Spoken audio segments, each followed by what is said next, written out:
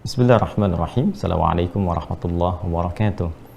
Alhamdulillahi rabbil alamin. Wassalatu wassalamu ala rasulillahil karim nabiyyina Muhammadin wa ala alihi wa sahbihi wa dhurriyyatihi wa ummatihi ila yaumiddin wa ba'd.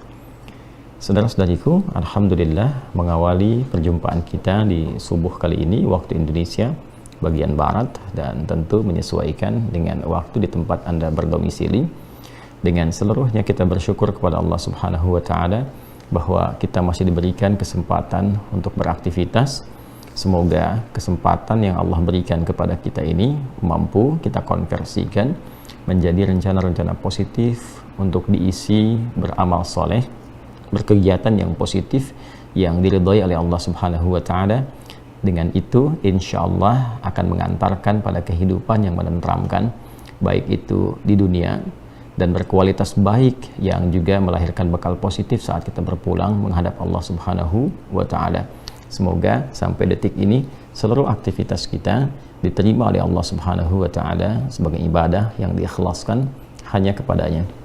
Teman-teman sekalian, di subuh kali ini insya Allah kita akan meneruskan diskusi kita dengan teman-teman yang tergabung khususnya di Mira ataupun juga teman-teman yang online pada saat ini.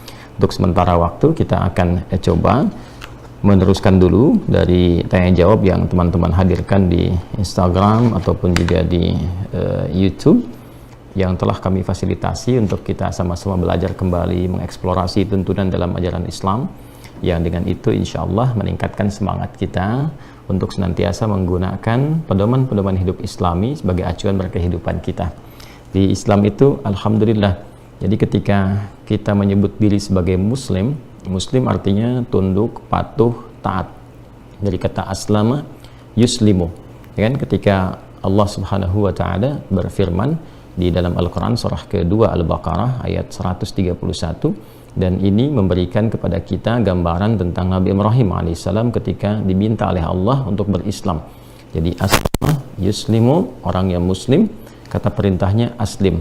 Allah Subhanahu wa Ta'ala berfirman mengabadikan momentum ini sebagai inspirasi untuk kita semua. Idh qala lahu rabbuhu aslim qala aslamtu li rabbil alamin. Idh qala lahu rabbuh, ketika Rabbnya, ya kan, Ibrahim alaihissalam, ya Allah Subhanahu wa Ta'ala, Rabb kita semua, berfirman menyampaikan kepadanya, kepada Ibrahim alaihissalam, aslim, tunduklah, patuhlah engkau, Islamlah engkau, kan? Maka dijawab oleh Nabi Ibrahim alaihissalam, qala aslamtu, ya, maka saya pun tunduk patuh li rabbil alamin, kepada Allah Subhanahu wa Ta'ala yang mengatur seluruh semesta. Baik, aslamtu, dan saya tunduk patuh, saya berislam.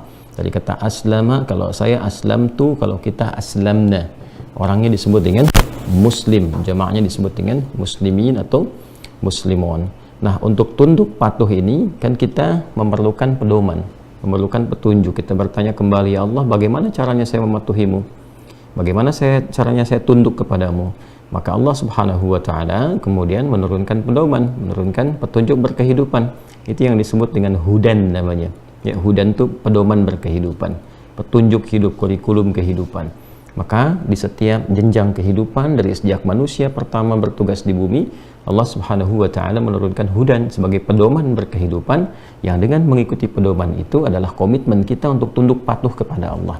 Quran surah kedua Al-Baqarah di ayat ke-38. Qul nahbitu minha jami'a fa imma ya'tiyannakum minni huda.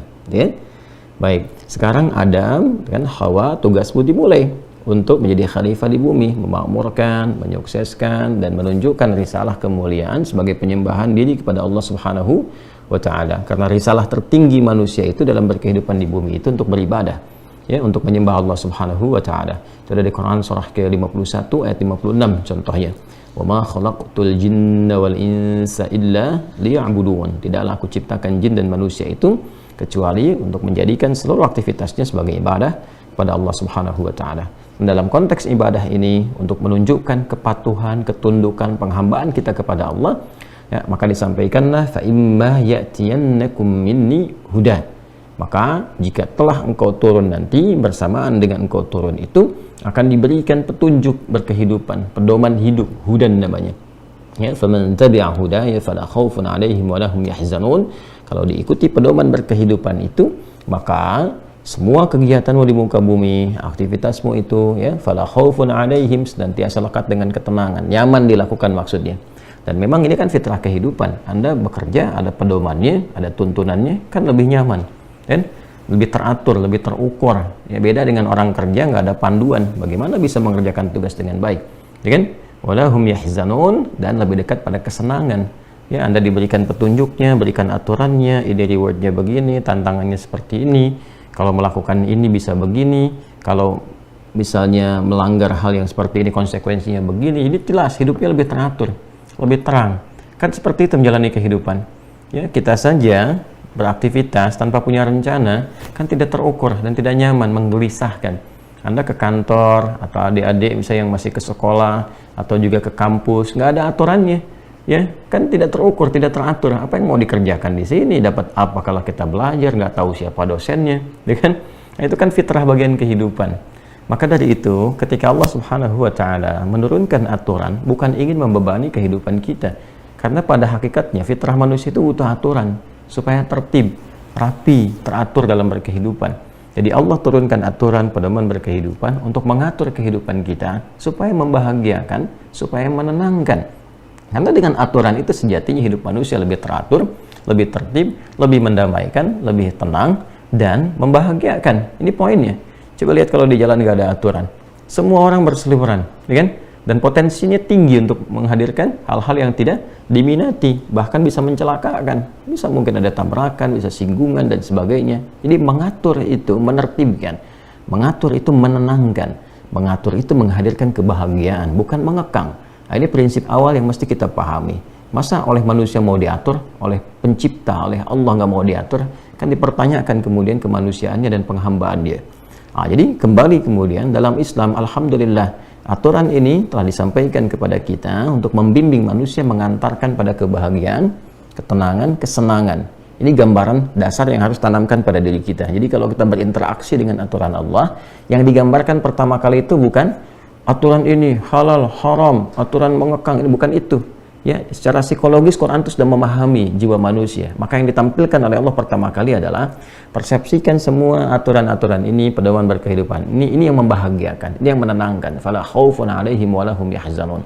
Ditanamkan di benak kita ini bahwa kalau Anda diatur oleh Allah, ini sumber kebahagiaan, ini sumber ketenangan. Kemudian lihat perjalanan hidup-hidup yang orang-orang yang memang mau mengikuti aturan Allah.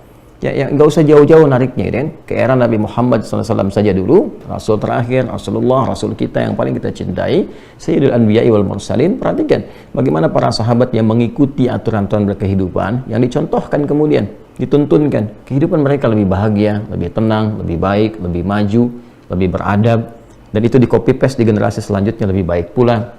Ya, karena itulah ketika aturan itu disampaikan, hudan, maka diutus pula seorang Rasul dari setiap kalangan umatnya untuk menjelaskan, membimbing, mencontohkan, sehingga mudah kemudian untuk diikuti, jelas contohnya, gampang kemudian untuk dipraktekkan dalam kehidupan. Dan itu sunnah kehidupan setiap berganti era, generasi, turun pedomannya yang sesuai. Ini menariknya, sesuai dengan maslahat, kebutuhan, karakteristik umatnya, ya kan? Era Nabi Adam selesai, muncul selanjutnya, sampai ke Nabi Ibrahim ada Suhuf Ibrahimah, gitu kan? Kemudian era Nabi Musa juga ada Musa dapat Suhuf, dikenal dengan Taurah, kemudian ya tersusun menjadi kitab, sebut dengan Taurah. Taurah itu kan hudan juga disebutnya di Quran. Fungsinya hudan, namanya dibedakan untuk memberikan kesan bahwa karakter setiap umatnya ini berbeda nih, karakternya beda, umatnya dengan umat ini karakternya beda. Maslahatnya untuk umat ini tidak sama dengan yang lainnya, maka diberikan bimbingan sesuai dengan kebutuhan umatnya. Maka untuk Musa alaihissalam ini Taurat nih namanya, tapi isinya hudan, pedoman berkehidupan. Quran surah 17 di ayat yang kedua, wa ataina Musal kitaba wa ja'alnahu hudan, kan?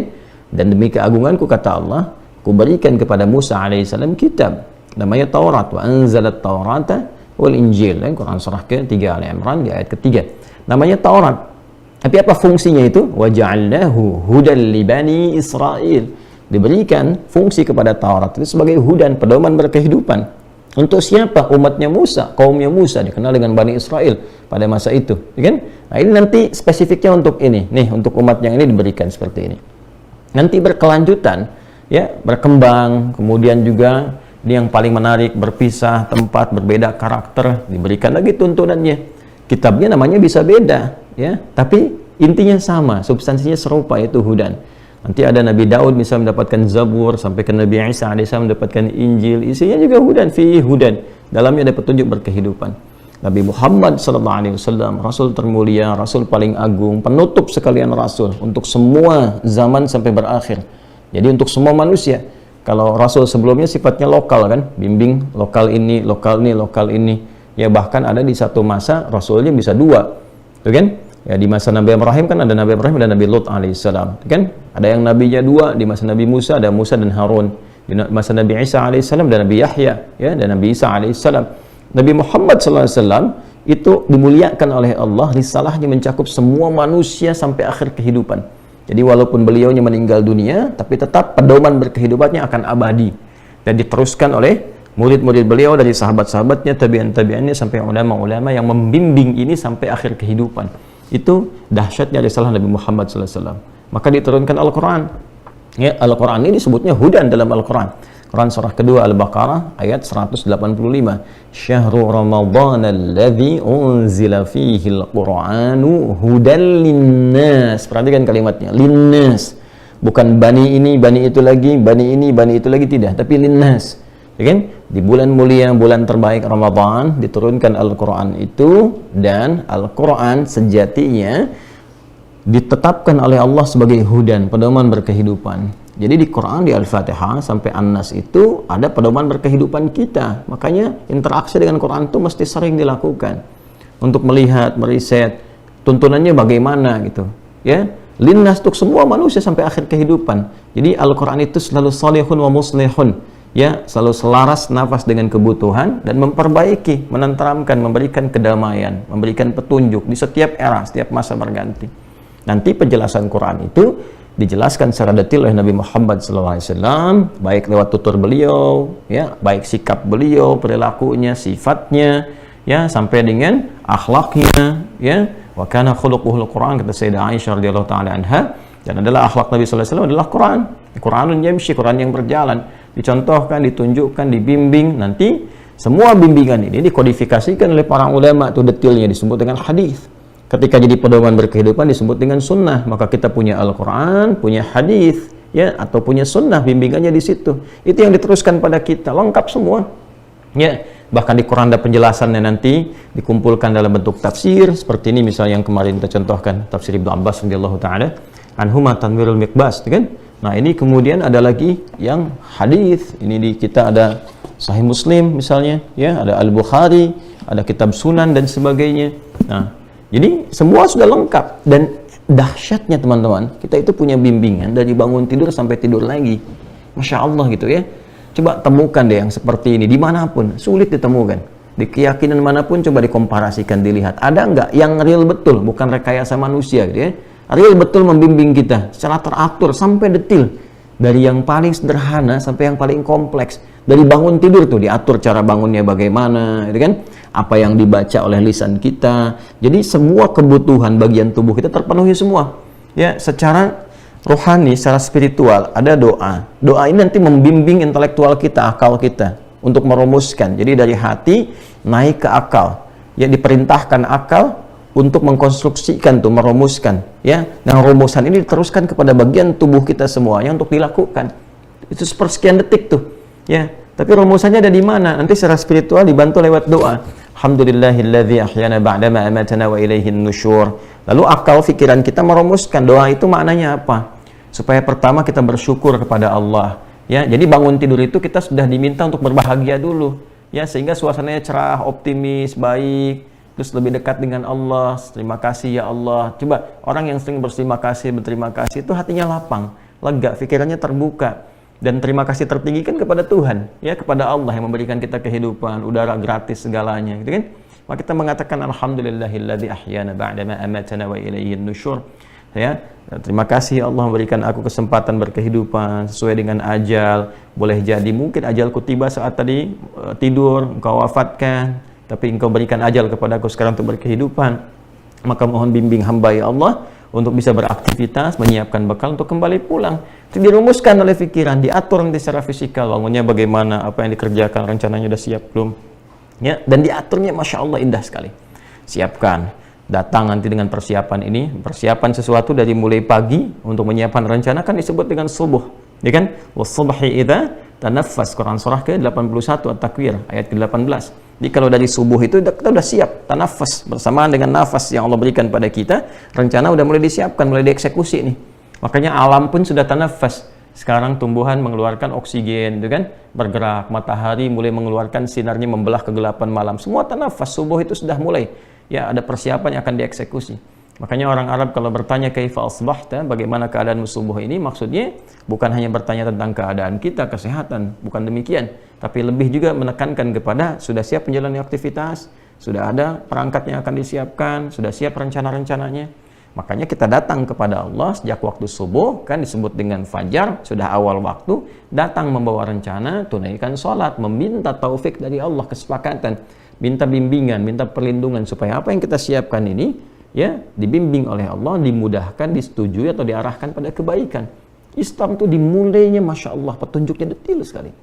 Ya, sampai kita tidur kembali. Dan semua dimensi kehidupan kita temukan bimbingannya.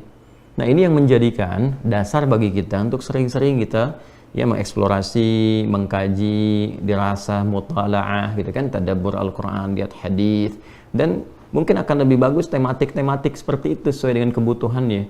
Ya, jadi kalau misalnya kita ada waktu luang, silahkan digali awal sampai akhir Al-Fatihah sampai An-Nas, pelan-pelan, kan diberi kehidupan tuh, manfaatkan waktu yang baik. Masa nggak ada waktu sehari untuk berinteraksi dengan Quran, minimal baca kan, ya kan? Setelah itu lihat terjemahan, sehari ambil aja. Ya kalau memang waktunya padat dengan yang lain, masa 5 menit nggak punya? Ya untuk kebahagiaan Anda, kan Al-Quran itu membahagiakan, Al-Quran itu membahagiakan, menenangkan, menyukseskan. Masa untuk kesuksesan itu Anda nggak punya waktu? Padahal Anda bekerja untuk sukses, untuk bahagia. Nah, ini pedomannya ada di sini. Ya, pedoman ada di sini, dan yang menyampaikan firman-Nya ini Allah, Tuhan yang mencipta kita gitu. Ya, masa nggak percaya? Ya, apalagi beriman, kan beriman itu yakin tanpa ragu gitu. Ya, kadang-kadang kan mohon maaf tidak adil ya pada diri sendiri, menginginkan sesuatu tapi akalnya nggak digunakan dengan sempurna. Ya kan? Dikaji, dioptimalkan, sehingga dengan itu insya Allah petunjuk-petunjuk ini terrealisasikan dalam bentuk kinerja, aktivitas kita diimplementasikan, baru terasa kebenarannya.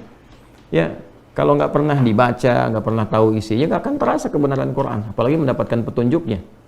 Ya, nah, untuk itu saya kira kita pelan-pelan teman-teman sekalian, bagaimana kita bisa memetakan segala petunjuk ini, dan realnya adalah kita hadirkan sesi untuk diskusi. Saya pun belajar dari sini. Ketika teman-teman bertanya, bukan berarti saya punya kemampuan menjawab begini, tidak. Tapi mengeksplorasi kembali apa yang kita pelajari. Ini yang kita pelajari, ini tuangkan kembali, terus kita belajar sama-sama dan mengamalkan sama-sama. Barakallahu fikum, semoga Allah berikan pahala kepada Anda, keberkahan, kemuliaan. Dengan ini kan saya juga bisa belajar.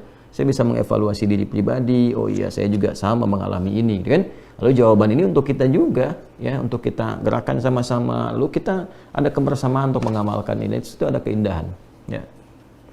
Baik, teman-teman izinkan saya menguraikan dulu satu pendahuluan supaya kita mengerti kalau berdiskusi itu untuk apa gitu ya. Tanya jawab itu bukan berarti untuk menunjukkan oh ini mampu jawab, mampu ini, tidak. Ya, maksudnya kita menjadikan ini sebagai stimulus kita untuk berinteraksi kembali dengan cara yang menyadarkan sepenuhnya bahwa Al-Quran itu sumber kehidupan. Hadis Nabi itu petunjuk yang membahagiakan. Nah, sekarang sudah merasakan bahagia belum sebagai muslim? Ya kan? Kalau belum bahagia, jangan disalahkan Islamnya. Coba koreksi dulu interaksi kita dengan sumber keislamannya. Al-Qurannya coba dilihat. Dengan Al-Quran itu dari baru lihat aja udah menenangkan itu. Anda punya masalah, lihat mushaf aja. Itu sebagian dari kegelisahan tuh udah hilang. Nggak percaya tuh silahkan dah. Punya masalah seberat apapun, ambil wudhu dengan cara yang benar tuh. Lihat aja dulu mushaf. Itu ada ketenangan awal tuh yang datang. Begitu dibaca lebih tenang gitu. Lebih turun tensinya. Ya, cooling down. Setelah itu lihat, ya, udah nyaman, pelan-pelan baca, kadang nangis, duduk, terus datang solusi, ya, dengan bertahap, dengan ikhtiarnya kita. Nah, ini hal yang indah yang bisa kita dapatkan. Baik, kita mulai pelan-pelan dan mungkin akan agak terbatas karena saya juga ada persiapan untuk berangkat ke Bengkulu hari ini. Ya, teman-teman yang di Bengkulu insya Allah kita malam ada sesi untuk berjumpa. Mudah-mudahan dilancarkan, diberikan oleh Allah Subhanahu wa taala bimbingan terbaik yang memahamkan dan mudah untuk kita mengamalkan itu semua. Bismillahirrahmanirrahim, dari akun Irmain Drip, ya, pertanyaan dari Instagram. Assalamualaikum Ustaz. Waalaikumsalam warahmatullahi wabarakatuh. Izin bertanya Ustaz, bagaimana caranya mengondisikan diri dikala futur melanda, dan bagaimana caranya agar bisa terus belajar untuk meluruskan niat karena Allah Ustaz. Syukran katsiran, barakallahu fikum. Baik, syukran katsiran, terima kasih juga bagi Anda, barakallahu fikum, dan semoga Allah memberikan limpahan keberkahan bagi Anda dan kita semua yang terhubung untuk belajar dari sini, karena dengan pertanyaan Anda boleh jadi juga dialami oleh beberapa kita atau saya juga, dan dengan itu insya Allah kita belajar kembali untuk mendapatkan manfaat dari pertanyaan yang dihadirkan oleh saudara kita ini. Baiklah, futur. Apa itu futur? Saya pernah bahas tentang futur ini detail, dari mulai kalimatnya, katanya, dan sebagainya. Secara singkat adalah kondisi yang menurun, ya, dari nilai kebaikan. Singkatnya begitu. Jadi ada suatu semangat kebaikan, semangat yang positif, kemudian turunlah semangat itu. Wujudnya dalam bentuk kegiatan amal soleh, misalnya kegiatan yang positif, yang baik, yang soleh. Bentuknya bisa ibadah ritual atau juga sosial. Ibadah ritual misalnya apa? Sholat, kan? Sholatnya sedang bagus-bagusnya nih, bukan hanya fardunya, tapi juga sunnahnya dikerjakan. Tiba-tiba ada satu kondisi yang menjadikan kegiatan ini yang positif ini menurun, ya, apapun sebabnya ini, ya, tiba-tiba bisa turun, kemudian ya sunnahnya sudah mulai menurun, tiba-tiba jadi fardunya awalnya bisa berjamaah, ke masjid jadi turun jamaah karena sebab-sebab yang bukan syar'i gitu kan. Nah, kemudian setelah itu apalagi jadi sendirian, jadi terlambat dan seterusnya. Waliyadzubillah kalau sampai meninggalkan sholat itu kan, itu kondisinya. Atau ada ibadah-ibadah sosial juga, bentuknya banyak nih, ada yang muamalah, ada muamalah maliyah, bisa sedekah misalnya, bisa saling ta'awun 'alal birri wat taqwa. Kalau sedekah kan kaitan dengan materi gitu kan, bisa infakah itu, bisa lain-lainkah dalam bentuk pakaian, makanan dan sebagainya. Ta'awun 'alal birri wat taqwa, saling tolong menolong, ya kan, saling membantu, saling mendoakan, interaksinya menurun, gitu kan.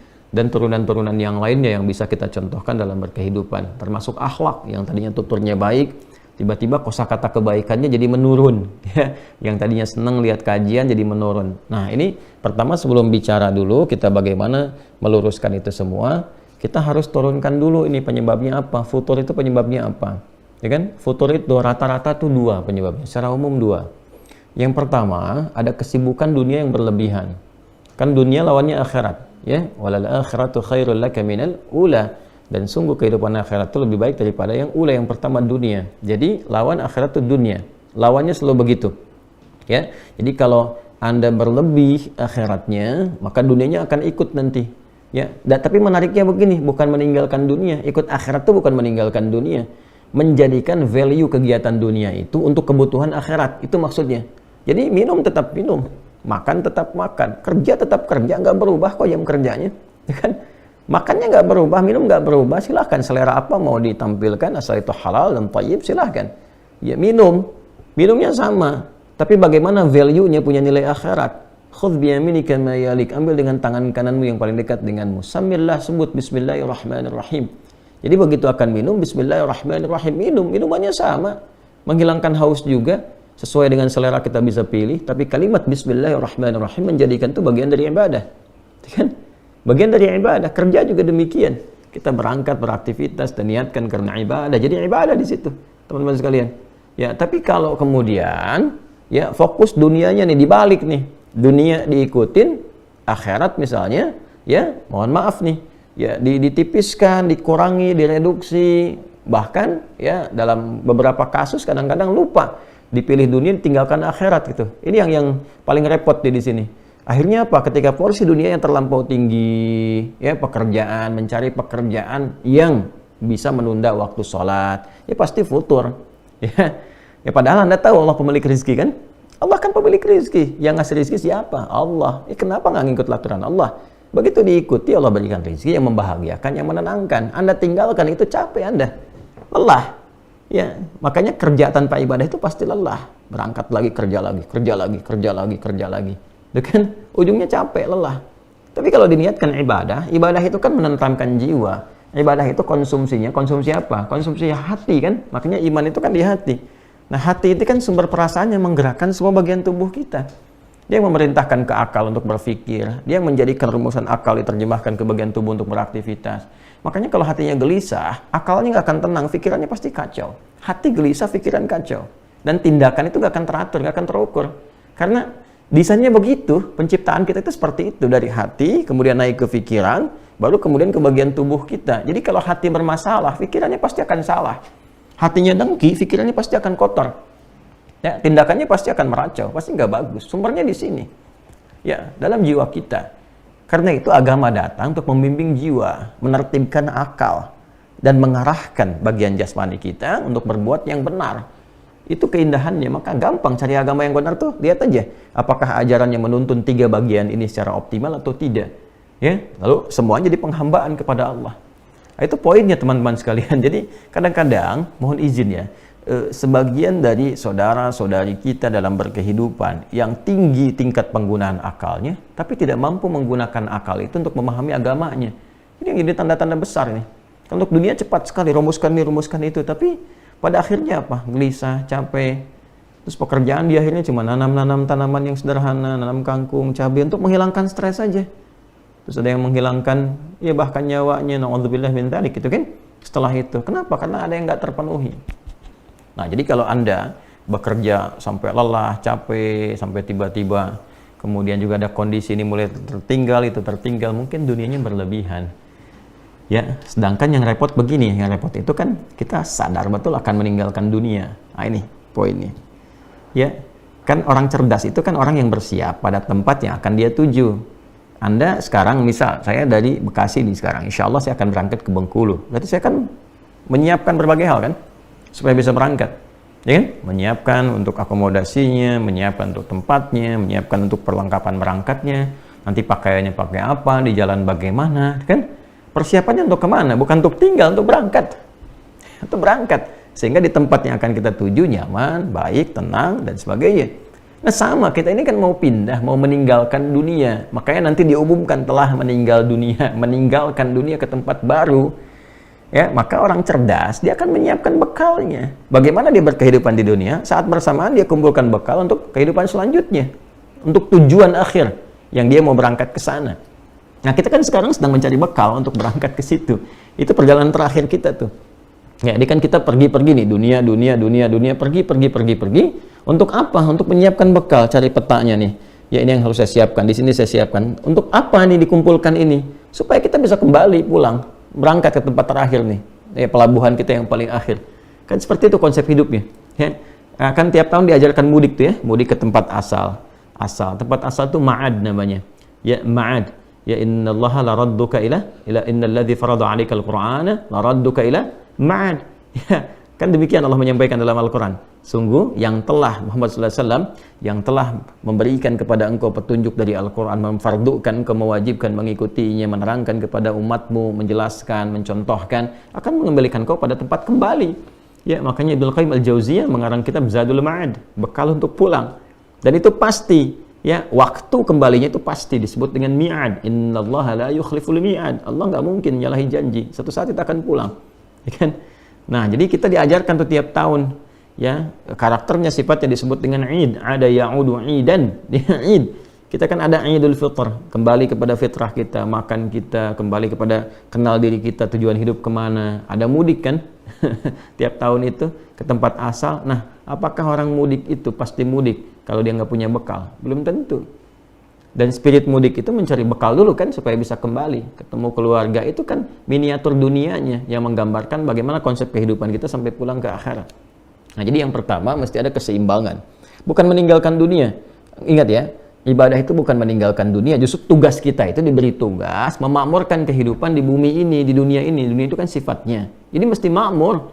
Ya, kalau Anda nggak punya harta, bagaimana bisa haji, bagaimana umrah, bagaimana ibadah dengan harta, mewujudkan zakat. Ya kan mesti berlatih kita, makan yang cukup, untuk sholatnya dapat energi, berdiri kuat, kokoh. Untuk makan bagaimana? Mesti bekerja, beraktivitas.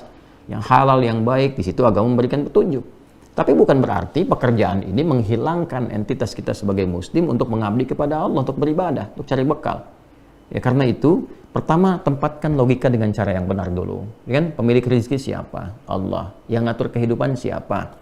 Allah. Yang memudahkan siapa? Allah. Nah sekarang Allah yang Anda katakan, yang Anda yakini itu membuat desain kehidupan kepada Anda, memberikan aturan, nih cari kerja yang begini, rezeki yang begini. Toh tidak akan mengurangi rezekimu karena aku, kata Allah, sudah atur rezekimu dari mulai berkehidupan sampai akhir hidup. Jadi sebetulnya kalau kita cerdas gunakan logika ini, nggak perlu kita terlalu menyusahkan diri sendiri sampai lelah, sampai nurunin ibadah untuk mencari sesuatu. Padahal kita mengerti, kan ada babnya tuh. Ya, di rukun iman itu ada qada dan qadar kan? Kita kan sudah meyakini walladzi qaddara fahada. Allah yang telah menetapkan bagi kita. Apa yang ditetapkan itu di antara rezeki. Wa fis samaa'i rizqukum wa ma tu'adun. Quran surah 51 ayat 22 kan? Ya, dan di langit telah ditetapkan rezekimu dan dijanjikan akan diberikan. Nah, nanti kalau sudah punya keyakinan yang kuat, gak akan tertukar rezeki ini, pasti diberikan sesuai dengan kemaslahatan kita. Bikin rencana. Saya pengen haji, pengen bisa zakat, pengen begini, pengen sedekah. Lalu berikhtiar. Tempatnya di mana? Dari mulai belajar dulu, karena kan amal bersanding dengan ilmu. Makanya ain lam mim lam. Hurufnya sama jumlahnya, 3 huruf dan semua jenisnya sama. Ada ain, ada mim, ada lam. Cuman beda nanti awalnya. Kalau untuk ilmu, untuk bekalnya dulu, lamnya dulu, ain lam mim jadi ilmu alima. Nanti dengan ilmu itu dipraktekkan jadi amal, amila. Makanya semakin kuat ilmunya, semakin mudah amalnya. Sederhana kok, dari bahasa tuh begitu.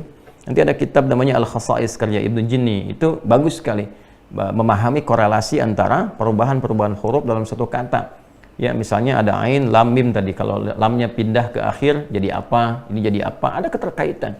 Makanya ilmu orang semakin tinggi, semakin luas wawasan, semakin mudah beraktivitas dan semakin ringan pekerjaan. Makanya Quran datang dengan risalah ilmu. Iqra, suruh baca. Ya afala yanzuruna ilal ibili kaifa khuliqat, diminta riset. Inna fi khalqis samawati wal ardi wa ikhtilafil laili wan nahari la ayatil liulil albab, diminta berpikir, menganalisis supaya pintar. Jadi muslim itu pintar, jadi muslim itu cerdas. Ya, muslim itu kuat argumen. Makanya interaksi dengan Qur'annya dipertajam, belajarnya dirubah cara berpikirnya supaya berkemajuan, mencerahkan gitu. Itu poinnya. Ya, jadi penyebab futur yang pertama adalah larut dalam dunia yang tidak berimbang konsepsinya dengan apa yang Allah ajarkan kepada kita. Terlalu banyak nih porsi dunianya, tapi nggak diimbangi dengan petunjuk-petunjuk beribadah, ya, dengan konsep akhiratnya. Sehingga rasanya apa? Rasanya pasti akan dirasakan, ada penurunan, ketidakseimbangan dan sebagainya. Pasti dirasakan. Kalau nggak percaya, silahkan cek aktivitasnya, riset aja. Terlalu banyak begini pasti capek. Ya, karena jiwanya nggak mendapatkan asupan yang sesuai. Oke, jadi cara berpikirnya tempatkan dulu, bab qada dan qadarnya selesaikan dulu, ya kan? Yakin bahwa Allah itu yang mengatur rezeki, yang menempatkan segala hal sesuai dengan maslahat. Setelah itu baru rumuskan ikhtiarnya. Fa idza faraghta fansab ila rabbika farghab. Ya ayyuhan nasu kulu mimma fil ardi halalan thayyiba. Dari sini. Terus belajar saat yang bersamaan sifat qanaah. Supaya apa? Supaya menerima berapapun rezeki yang Allah berikan kepada kita. Nanti Allah itu, Masya Allah, Allahu Akbar, Allahu Akbar, Allahu Akbar. Itu mengatur kita dulu. Supaya kita pandai dan bisa expert ya dalam memanage harta yang Allah berikan. Jadi kadang-kadang dikasihnya pasti pas dulu nih sesuai kebutuhan. Supaya kita mampu memanage nih. Kalau kita sudah biasa mengatur yang kita lihat sedikit itu, kepada yang banyak nggak menghambur-hambur nantinya. Nggak mubazir. Ya, jadi kalau dari sedikit tuh kita dapatkan, sedikit itu kan kalau bahasa Qurannya cukup, ya, aghna wa aqna, membuat engkau kaya atau cukup. Nggak ada yang kurang. Yang kurang itu yang merasa selalu kurang. Yang merasa selalu kurang. Kalau kita mempersepsikannya sebagai cukup, psikologi Quran itu selalu cukup katanya, nggak pernah kurang. Jadi kalau dapat berapapun dibawa ke rumah, ayah bawa ke rumah, kompak dulu dengan istri. Berapapun yang Allah berikan kepada kita, insya Allah ini cukup. Itu dulu poinnya. Jadi kalau persepsinya selalu kurang, selalu dipandangkannya angka gitu, setiap bulan mesti segini, kebutuhan segini, Allahu Akbar. Saya di awal-awal masa pernikahan dengan istri dan kita mengontrak juga dan menikmati kehidupan itu gitu ya. Nah, nikmat aja karena ngelihatnya kan momen itu sederhana gitu kan. Ya, kalau ada kesenangan syakara, kalau ada ujian sabara gitu kan. Lalu Masya Allah kalau kita lihat dari kita mengajar misalnya, terus kacamata umumnya manusia yang menghitung begini, Ya, saya nggak pernah ngitung gitu. Saya ajarkan pada istri, alhamdulillah kita nikmati berapa Allah yang berikan pada kita. Nikmati, nikmati, nikmati. Lalu suatu saat di akhir bulan, saya katakan pada istri saya, coba hitung deh kehidupan kita dari awal sampai akhir berapa yang telah keluar. Dihitung, hitung sekian. Masya Allah, berapa yang Allah berikan kepada kita? Ya, setiap buaya dapat tuh berapa. Ya, kalau secara nalar nggak akan cukup. Ya, coba Anda bayangkan, ngajar satu kampus dapat 500.000 misalnya. Sementara ketika dicek di akhir bulan, loh kok 5 juta, loh kok lebih, loh kok sekian, ya, dari mana gitu Allah berikan tuh. Ternyata kita tuh kadang-kadang kurang menyadari bahwa ada rizki-rizki min haitsu la yahtasib yang kita nggak sadar. Ya, kita mau makan, tiba-tiba tetangga kirim makanan, ya kan? Masya Allah, kita tiba-tiba mau minum, kita mau makan bareng-bareng, ketemu teman dibayarin, kan Allah yang nitipin juga gitu. Ya, tak sadar ternyata yang Allah kasih dalam sebulan itu nggak pernah kepake. Jalan-jalan, nah ini qanaah namanya.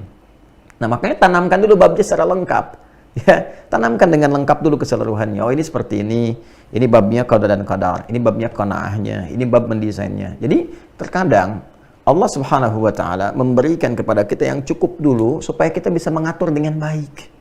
Nanti kalau sudah bisa mengatur harta dengan baik, Allah amanahkan lebih banyak karena Anda sudah bisa ngatur supaya nggak jadi beban di akhirat nanti. Begitu cara berpikirnya. Ya, supaya nggak jadi beban, kan dihisab juga. Untuk apa dikumpul-kumpul? Digunakan juga enggak. Cuman buat dilihat, kasihan hidup seperti itu. Dan capek kerjanya tiap malam, pagi, mikirin dunia capek. Wah, nyeting ini, nyeting itu, berangkat sini, berangkat. Capek. Terus kalau udah dapat, dimakannya berapa sih? Ada dapat sebulan 1 miliar, yang dimakan berapa? Hah? Terus dikumpul-kumpul juga cuman buat dilihat-lihat, cek, lihat. Buat apa? Ya, Anda tampil ada yang lebih kaya juga dari Anda kok. Terus termotivasi ngumpulin lagi, itu nafsu namanya. Ya, tapi kalau Anda mulai dari ibadah, tata kelolanya jelas. Ya, oh ini yang segini, demikian, ini untuk ibadah, lebihnya begini. Ini pulang juga nggak repot. Nggak ada ninggalkan keluarga rebutan warisan, berselisih. Tuh kan? Berumah tangga juga terukur. Nggak ada rumah tangga orientasinya harta, rebutan. Ini harta saya, harta kamu, harta saya juga. Repot juga gitu. Kalau seperti itu mana kebahagiaan, sakinahnya mana? Ya, mawaddah rahmahnya seperti apa digambarkannya? Maka yang pertama adalah bangun keseimbangan dalam kehidupan dunia, jangan berlebihan juga.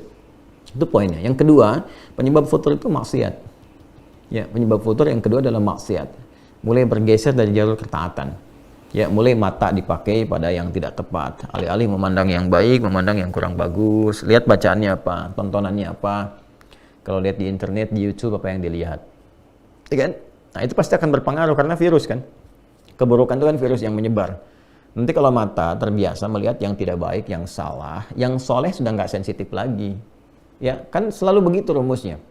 Kanan dan kiri. Kanan dominan, kiri pasti akan berkurang. Kiri dominan, kanan pasti akan berkurang. Gitu. Jadi kalau yang solehnya itu dominan, yang salahnya ditekan. Ya kan? Ya, tapi kalau yang salahnya dominan, yang solehnya akan turun. Qad aflaha man zakkaha wa qad khaba man dassaha. Quran surah 91 Asy-Syams ayat 9 sampai 10. Demikian adanya. Jadi kalau mata biasa dipakai yang saleh, yang taat, yang maksiat akan anti. Melihat sesuatu yang maksiat itu sensitif. Udah gitu kan, jauhi, tinggalkan, astagfirullah. Tapi kalau dipakainya pada yang kurang bagus, nanti pada yang baik-baik susah. Ngelihat Quran tuh nggak ada getaran, nggak ada rasa pengen baca, pengen interaksi dan sebagainya. Ya kan? Jadi kalau bukan dunia berlebihan, maka maksiat. Ya, sama, ke ibadah juga begitu nanti. Kalau salah makan lewat mulut, salah makan nih. Ya, nerima yang haram. Menggunakan yang syubhat misalnya, ya paling minimal kan yang syubhat tuh yang belum diperjelas. Kalau ada syubhat tuh diperjelas dulu, sampai jelas. Bukan langsung ditinggalkan, diperjelas. Ya, baru kalau belum tahu ini jelas atau tidaknya, belum terang, ya, bayyin halal dengan haramnya. Innal halala bayyinun wa innal haram bayyinun wa bainahuma umurun mushtabihat. Yang halal itu jelas, yang haram itu jelas. Di antara keduanya ada yang syubhat. Nah, kalau ada syubhat ini, bukan ditinggalkan dulu rumusnya, jelas dulu, perjelas dulu. Ini halal atau haram. Kalau belum menemukan itu, tahan diri dulu. Itu maksudnya. Ya kan? Nah, sekarang ada orang dapat pekerjaan nih. Kan dia tahu halal dan haram, tapi terjebak pada yang haram. Terima sogokan, mulai korupsi, mulai ngatur-ngatur. Apalagi kalau sudah sistemik, bahaya tuh. Ya, bahaya. Karena itu menular. Hati-hati, maksiat itu menular. Ya, makanya kalau dikerjakan dengan berjamaah, mengikat dia. Kalau sudah mengikat jadi sistem, itu yang paling bahaya. Kalau sudah jadi sistem, sistemik namanya. Jadi orang baik pun masuk ke situ jadi buruk. Ya, nah, maka ini yang penting dievaluasi bagi diri kita itu, tempatkan sesuai dengan tempatnya, diurutkan. Maka tata dari ujung kepala sampai ujung kaki. Kita punya babnya lagi. Bagaimana menata supaya pikiran itu berpikir yang baik. Maka kita punya konsep husnudzan, gitu kan? Supaya tenang. Mata melihat yang baik. Itu ayatnya ada semua nanti. Ayatnya ada semua. Ya, dari mulai dzan itu inna ba'dadh dhanni itsam, awas ada pikiran yang bisa berpeluang menghadirkan dosa seperti suudzan, merencanakan keburukan dan sebagainya, ya kan? Memikirkan yang jelek, memikirkan tentang adu domba, namimah, ya qattat dan sebagainya. Dalam hadis itu hati-hati tuh ya, ada peringatan-peringatan itu. Nah, kemudian apalagi teman-teman sekalian, turun ke mata, Quran surah ke-24 ayat 30 untuk laki-laki, 31 untuk perempuan, kullil mu'minina yaghuddu min absarihim, jaga pandangan supaya nggak salah, supaya nggak futur. Ya, kemudian ke lisan, jaga lisan, jangan berkata yang kotor. Ya ayyuhalladzina amanu la yasraqu min qaum, jangan saling mencela, la yaktab ba'dukum ba'dha, kan? Jangan bergibah, jangan bikin hoax. Wailul lil mukadzibin, celaka kalau berdusta. Jaga supaya nggak futur sampai ke ujung kaki. Nah, kalau tubuh kita sudah terjaga dari yang salah, yang soleh muncul. Itu cara kerjanya, seperti itu kinerjanya. Nah, sekarang kalau bagian fakrah atau paragraf bagian selanjutnya, pertanyaan turunannya, kalau sedang terlanda itu bagaimana cara mengobatinya? Kan? Yang pertama adalah dengan zikrullah. Zikrullah, ingat kepada Allah. Ingat Allah itu adalah bagaimana mengingat kita untuk menghamba kepadanya. Kan itu hamba. Kalau sudah paham begitu, terus pakai ilmu. Bagaimana desain kehidupan kita ini? Oh, sadar kita mau pulang, kan? Dilihat ma'rifatul insan, kenal diri sendiri. Nanti setelah itu jadi ma'rifatul rahman, maka kita kenal Allah, sang Rahman, sang Rahim.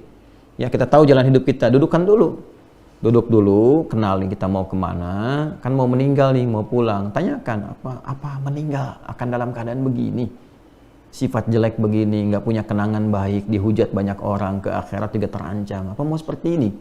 Sementara Allah menampilkan sifat Rahman, memberikan rahmat. Qul ya ibadiyalladzina asrafu ala anfusihim la taqnatu min rahmatillah. Muhammad SAW viralkan kepada semua umatmu, jangan memvonis diri berlebihan. Aku ini punya rasa kasih yang dalam, perhatian yang luas, jangan putus asa dari rahmatku. Kau mau berubah sekarang aku bimbing, kata Allah. Itu begitu. Ya, berubah. Innallaha yaghfiru dzunuba jami'a. Allah ampuni semua dosanya kalau kau mau tobat. Maka dari situ nanti turun istighfar. Istighfar itu melembutkan hati.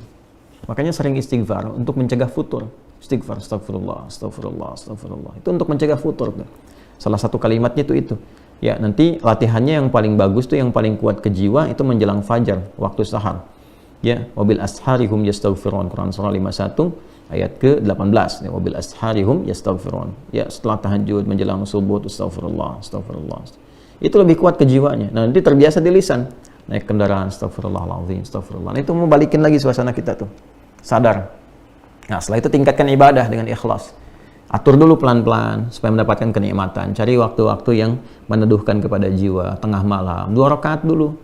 Ya, setelah itu witir 1 rakaat. Renungkan kehidupan kita sampai kita merasakan sentuhan pada jiwa, keluar air mata, tenang pelan-pelan tuh.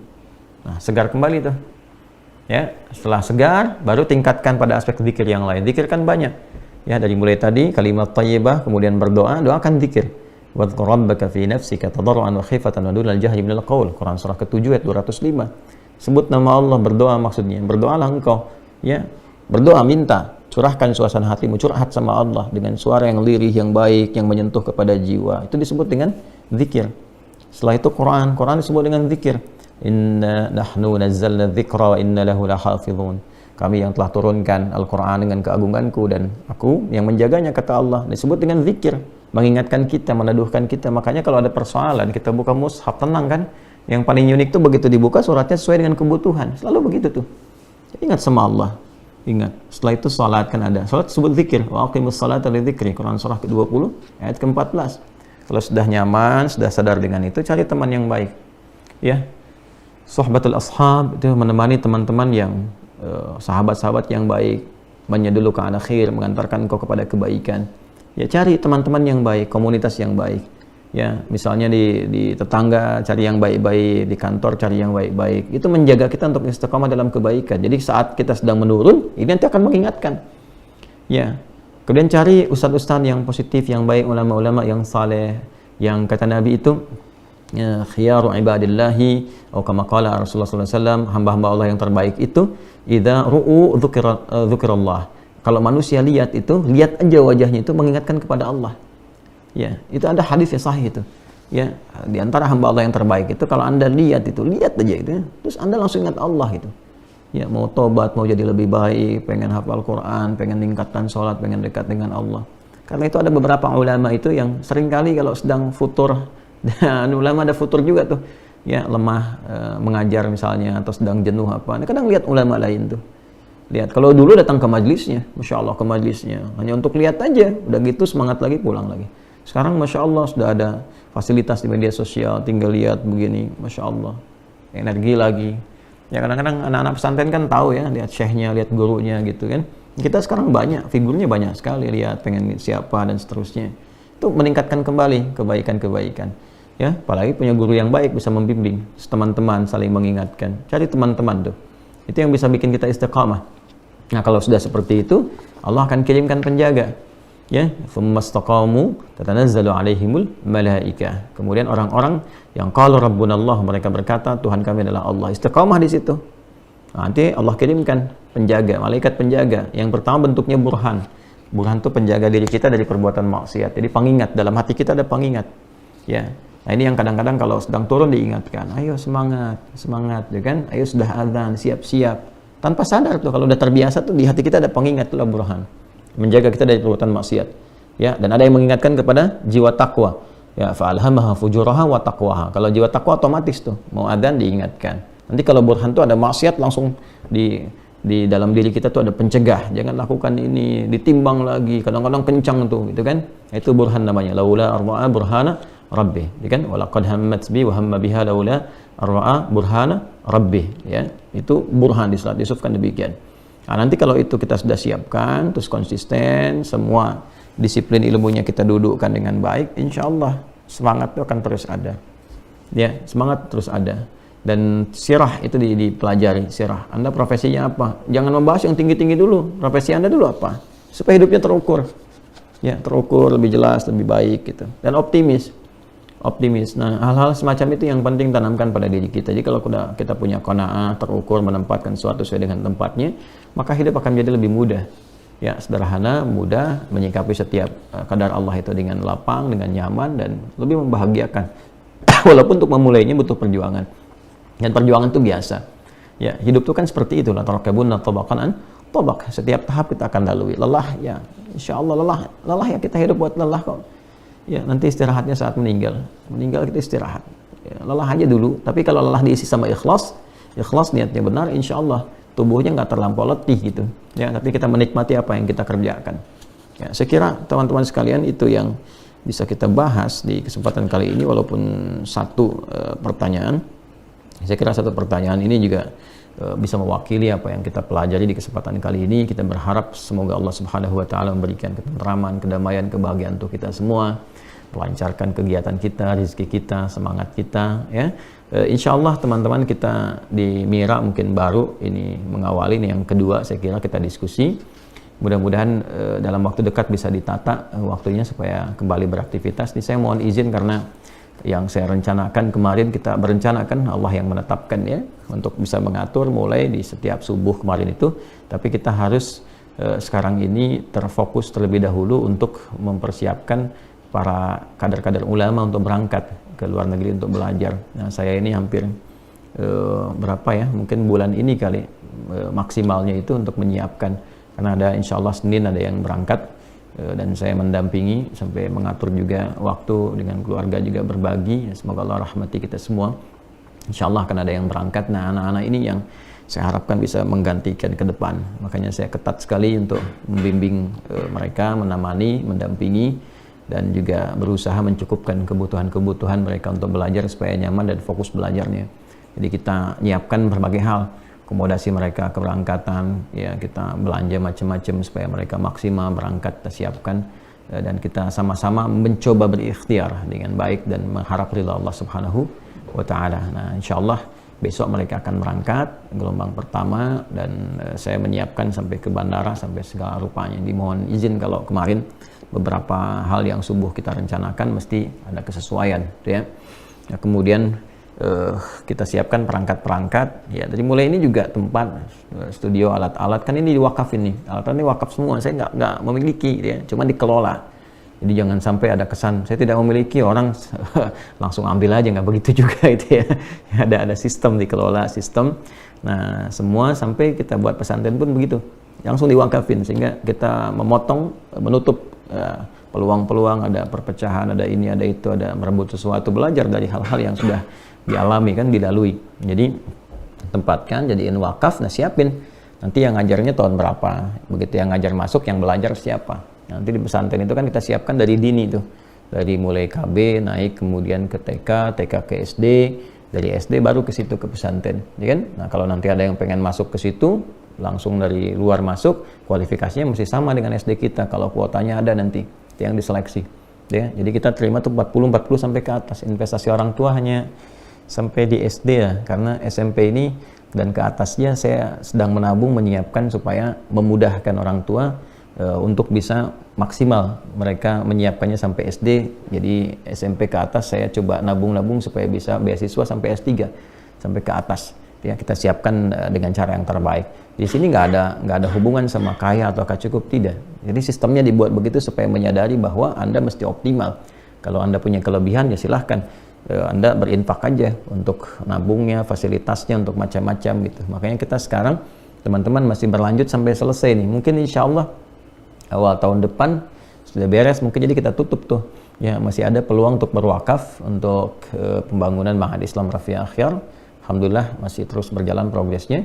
Anda kalau masih berpartisipasi atau disusun oleh Anda misalnya dalam sebulan atau berapa pekan bisa nabung ke situ dan jadi sesuatu yang nanti kita nikmati juga. Ya kan ada kelas untuk yang peserta Mira online juga ada, nanti ada undangan. Insya Allah nanti teman-teman, Ramadan kan sudah mulai sebagian, nanti pasca Ramadan sudah mulai ada undangan. Ya nanti dibagi kelompok. Insya Allah saya sedang siapkan desainnya. Dan beberapa siswa kita yang di luar insya Allah juga sudah mulai agak kembali, ada yang sudah mulai selesai bersiap ke jenjang berikutnya. Kita ada di Madinah insya Allah, di Ummul Qura, ada yang di Turki, ada yang di Sudan, ada yang di Al-Azhar di Mesir, ada yang di Tripoli. Nah, kita kirimkan tuh, dan mereka beasiswa gratis, nggak bayar, nggak ada biaya sama sekali. Kita yang siapkan karena itu aset umat untuk kembali, ya, untuk kembali, untuk mengajar kembali insya Allah. Mudah-mudahan Allah ridai semua perjuangannya. Nah, teman-teman yang mau wakaf di masih rekening yang sama, dan itu kita siapkan khusus untuk pembangunan, nggak bercampur dengan apapun.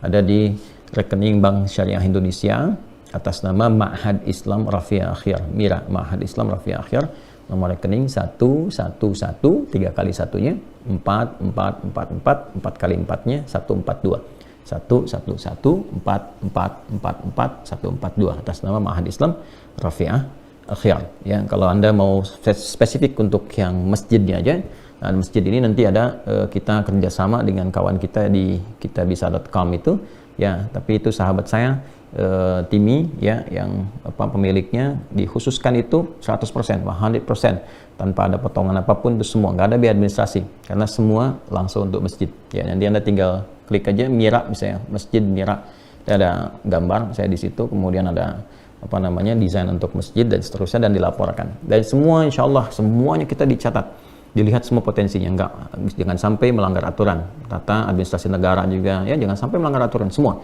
Jadi disiapkan betul laporannya, sudah tebal-tebal tuh setiap bulannya itu. Jadi kalau dicek, diaudit, semua dirapikan, dilaporkan. Jadi semuanya tahu betul, insya Allah aturan pemerintahan negara tidak melanggar, aturan syariat apalagi kita siapkan dengan baik. Ya, semoga bermaslahat untuk teman-teman semuanya, dan siapkan diri kita insya Allah mendekati Ramadan sebentar lagi, nanti saya siapkan juga dan sampaikan beberapa bimbingan.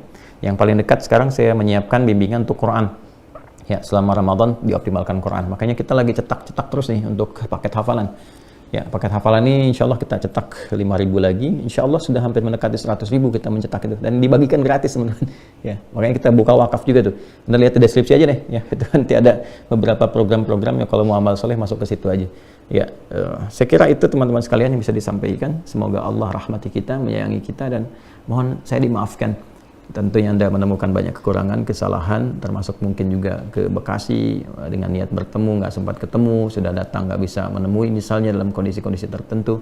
Ya, mohon dimaafkan, mohon juga pengertian, dan semua itu insya Allah memaslahatkan untuk kita semuanya. Terima kasih, semoga Allah rahmati. Allahumma taqabbal minna innaka antas sami'ul alim wa tub 'alaina innaka antat tawwabur rahim. ربنا علمنا ما ينفعنا ووفقنا بما تعلمنا فقهنا في الدين وعلمنا التأويل Rabbana atina fid dunya hasanah wa fil akhirati hasanah wa qina adzabannar wa sallallahu ala sayyidina Muhammad wa ala alihi wa sahbihi ajma'in wa akhiru da'wana alhamdulillahi rabbil alamin. Assalamualaikum warahmatullahi wabarakatuh.